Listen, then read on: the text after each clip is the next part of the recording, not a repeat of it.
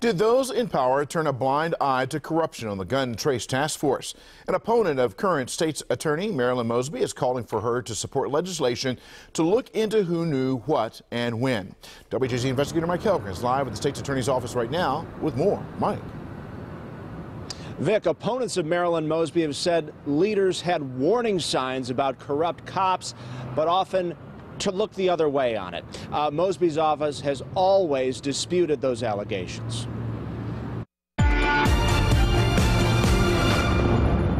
The abuses of the gun trace task force are among the worst Baltimore City police corruption ever uncovered, robbing and terrorizing people.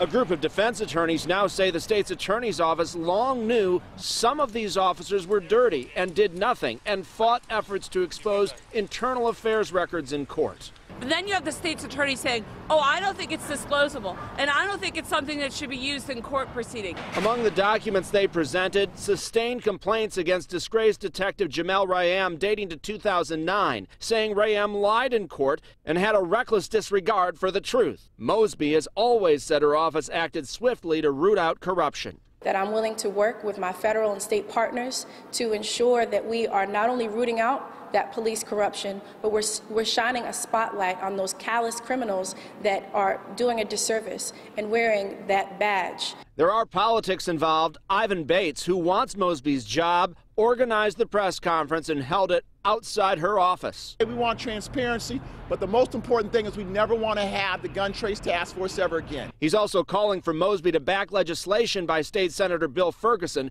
to create a commission with power to subpoena and call witnesses to investigate how the GTTF was able to operate unchecked for so long.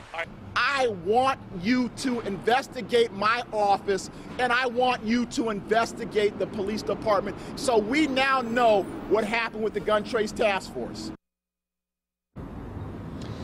Bates was also critical of a new city solicitor and state's attorney's office policy requiring officers self-disclose misconduct if they are integral witnesses in cases.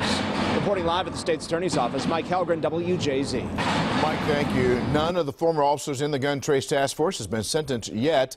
They are all incarcerated.